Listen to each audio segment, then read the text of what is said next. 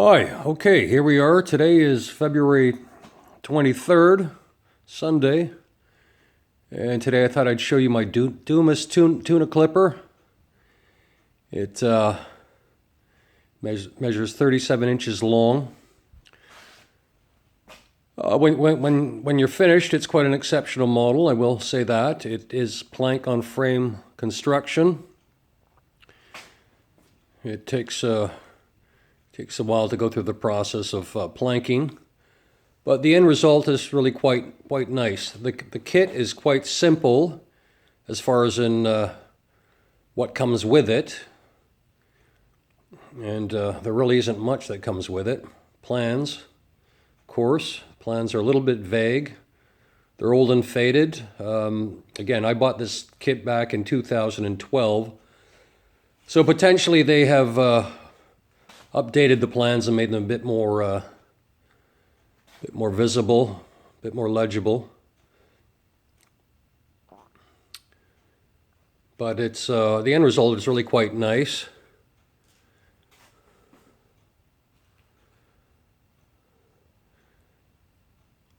I've added a lot of aftermarket parts, scratch-built parts, railings and ladders, the ship's outboards, motorboats I scratch-built for the most part, the 4 of them.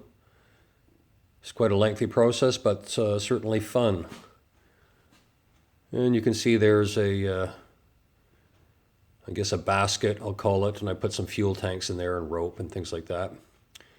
But all the railings, again, the ladders, that's all sort of aftermarket stuff that I picked up at the local hobby shop.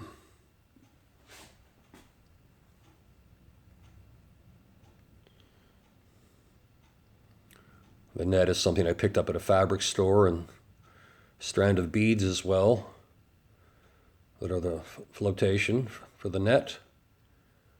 Just painted them yellow.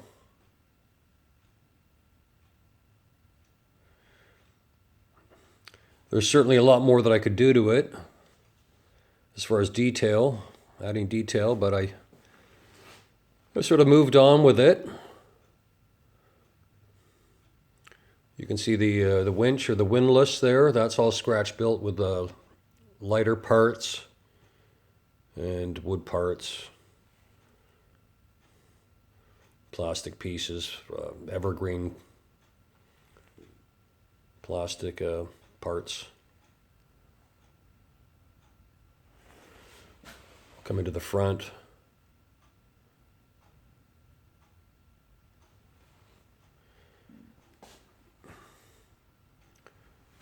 And I have, you'll see there's my switch for the radar. I'll just turn that on for you.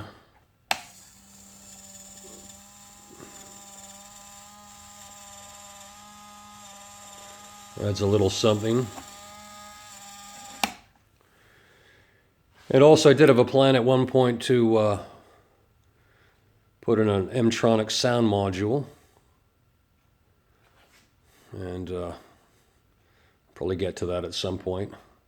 Tried it once, couldn't quite figure it out, how it all gets wired in, how it's activated. So I have that put away, and one of these days maybe I'll get to it. Yeah, so again, plank on frame. I glassed the inside throughout and used lots of filler on the outside as well to fill in the imperfections in the hull.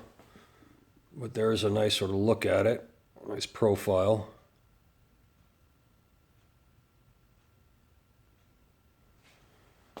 And I'll just move along here so you can see it. Well, I wanted to mention that with a model ship or any ship, it's really important to have a good cradle. And I built that cradle. It's quite stable, you know, so when I'm loading it into the car and taking it to the pond, the boat is secure. It's not gonna shift and fall over. And I'll quickly take you around to the other side. It's the same for the most part, but we'll have a look.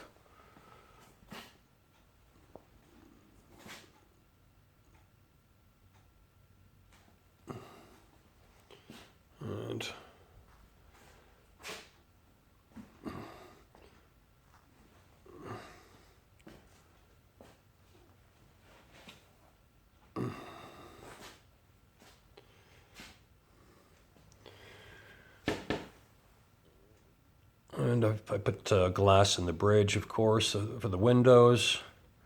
There's still certainly more detail that I could add to it.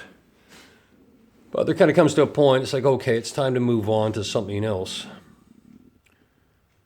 But maybe one day I'll revisit it and add more detail. Here, I'll come in a little closer, and you can see, you know, I could add gas tanks to the little runabouts there. And maybe another bench, add some rope coils, things to add interest to it.